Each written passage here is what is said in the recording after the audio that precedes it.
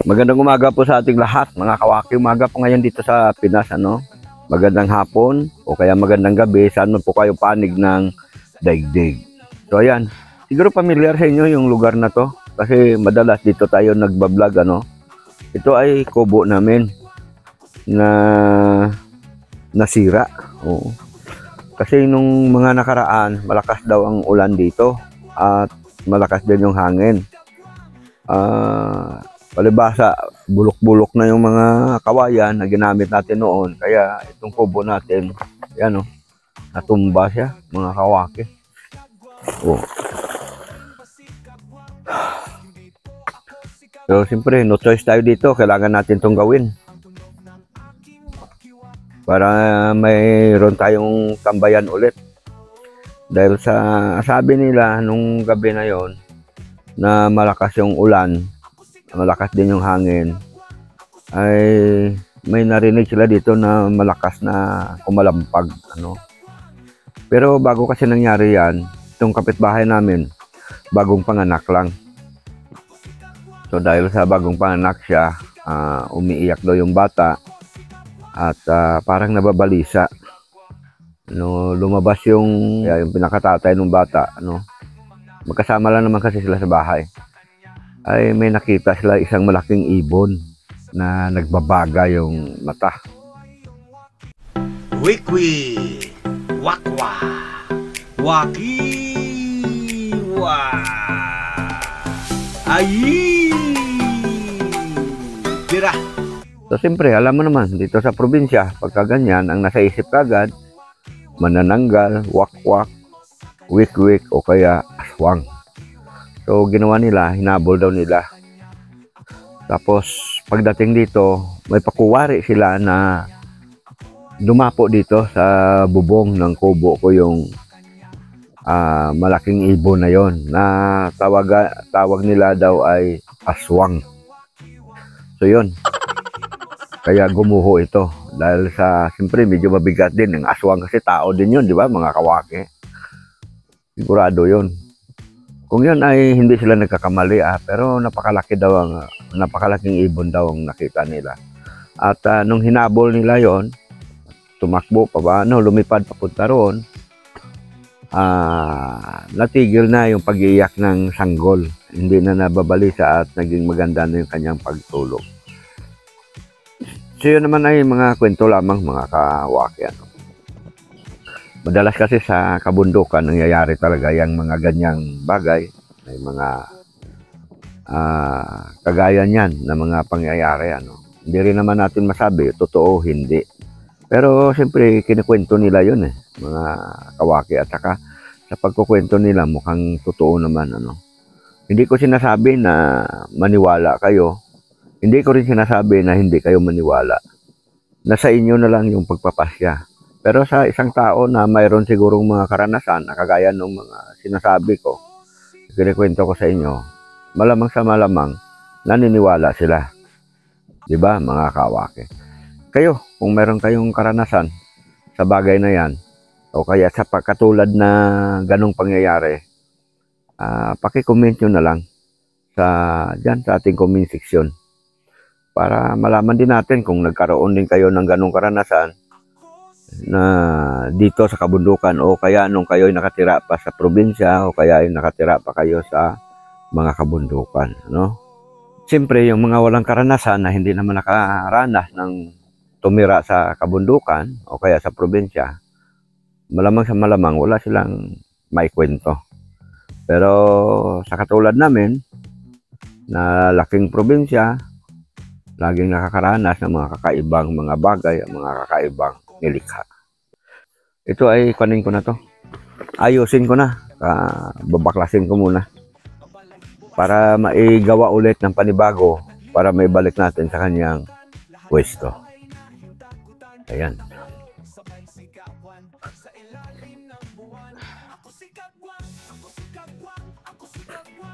Baklasin na natin mga kawaki, mga kalinda, mga kaedit.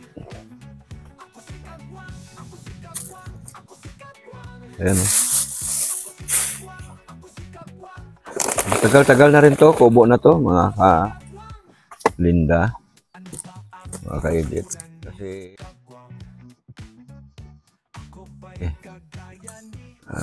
siguro may na ito, may 3, 4 o kaya 3 taon na siguro. Madami kasing anay dito, mga ka-waki. Kaya yung mga ginamit kong pamusti na kawayan, ayan, nabulok. Bukod pa sa nabulok siya, kinain pa ng anay. Kaya ayan,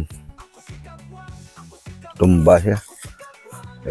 Mabigat din pala yung aswang, mga ka.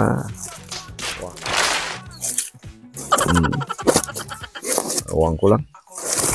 Kung totoo yung sinasabi nila, yun naman ay kwento nila eh. Kayo ba naniniwala doon sa kwento ng mga kapitbahay ko dito, mga kawakin? Sabagay, kung maniwala man tayo o hindi, wala namang mawawala sa atin. Yan ay mga karanasan kasi yan eh. Pero siyempre, pagka isang tao may karanasan, hindi pwedeng hindi niya may kwento yan. Lalo na kung nagdulot sa kanya ng kakaibang karanasan o kaya nagdulot sa kanya ng takot.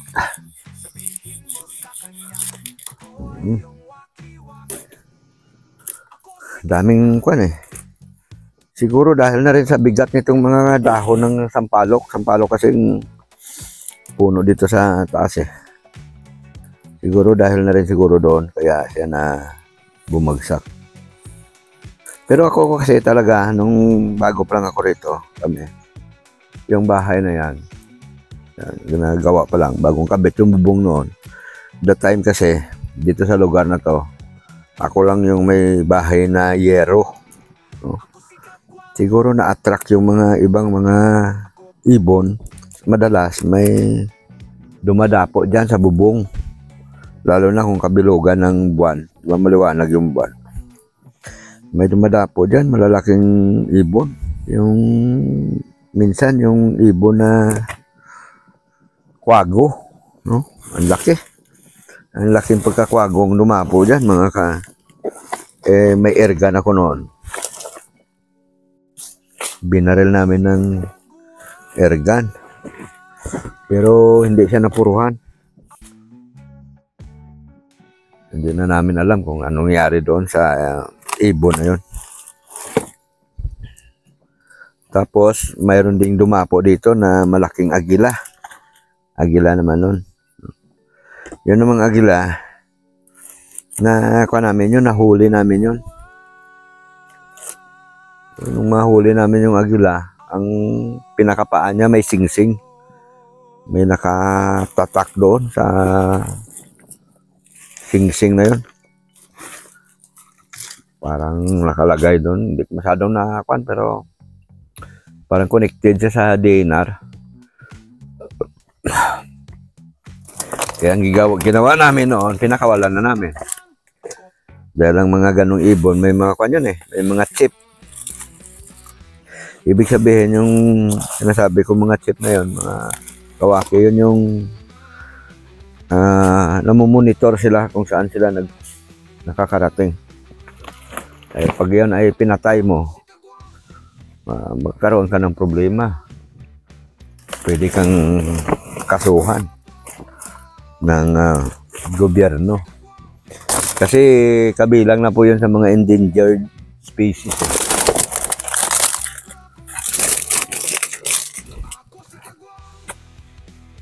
Basta marami kong naging karanasan dito. Lalo nung bago pa lang. Kasi nung bago pa lang ako rito, almost 20 years ago, mga kawaki. Kuan pa rito, magubat pa lugar na to. Baga marami pang mga malalaking puno. Kaya siyempre marami rin talagang malalaking ibon. O kaya mga hayop. Yan. Malapad na trapal to, mga kawaki.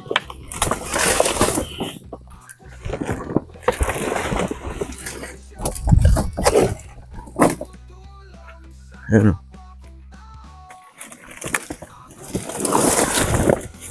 Ang tama yan.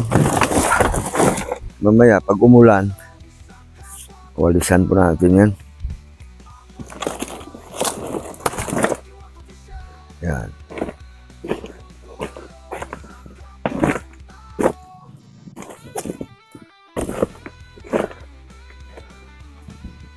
Para malinis siya. Mga kawaki.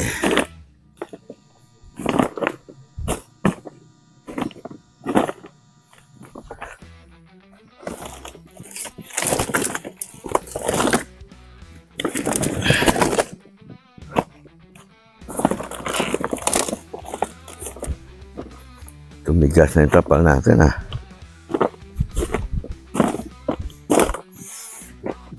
May tulo na rin kasi yung yero namin, yung bubong namin. So siguro ang gawin ko dito gamitin ng pangtaklap doon sa pangtaklap doon sa bubong. Lagyan mo ng lagyan ng mga bulkasil, mutulo pa rin. Mga kawaki. Yan.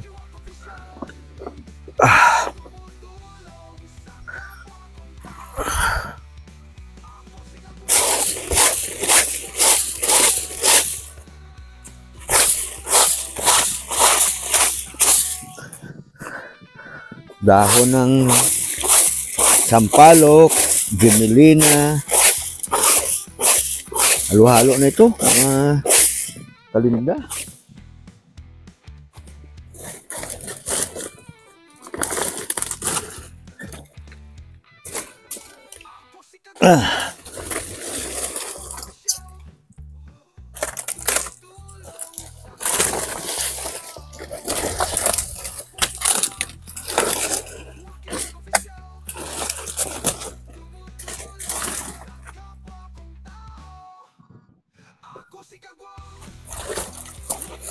Nawasak talaga ng gusto, mga kawaki.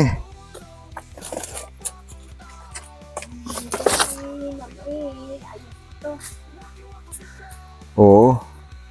Walang malakas yata yung hangin dito. Bagsakan daw ito ng aswang. Aswang daw, mga kawaki. Buti na lang, wala na dito si Ma'am E, Ma'am E, ito, yung tinatambayan natin, nawasak na.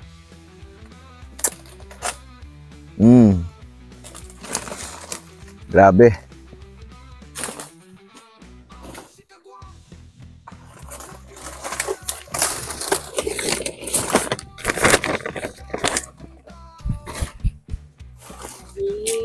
Dakuan daw ng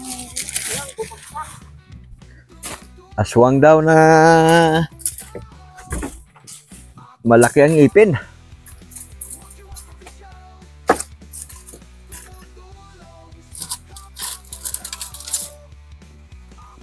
dako sana. Ako lang hindi sa pinaya.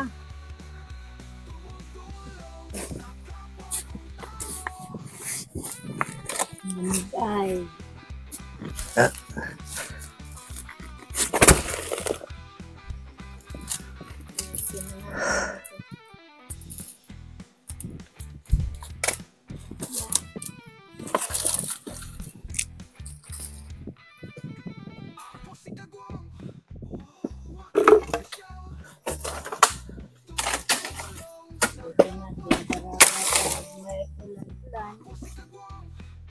Dito ang lakas na signal. Pag cellphone ka. Signal mo.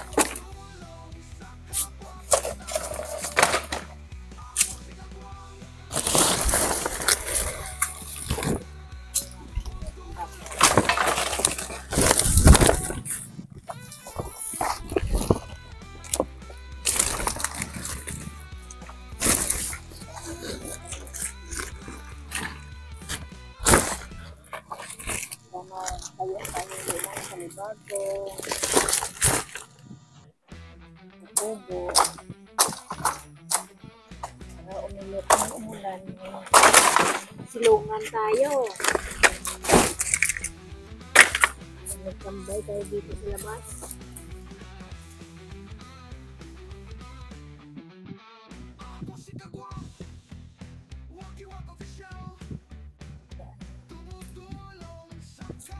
Kawayan.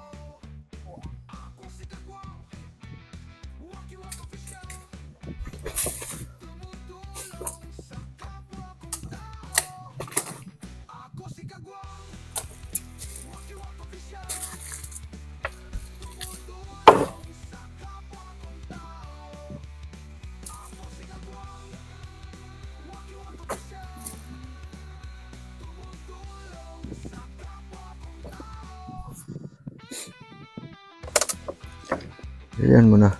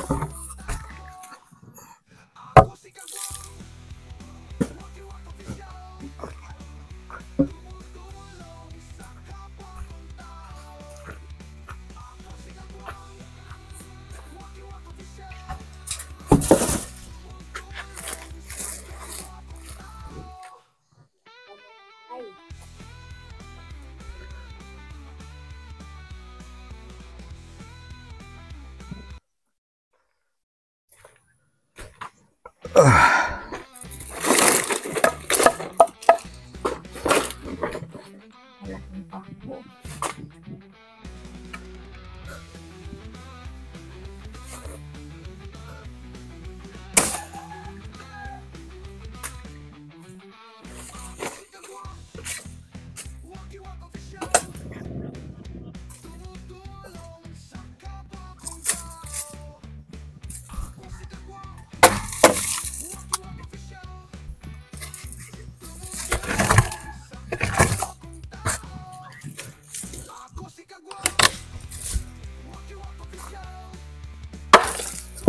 Ba yan?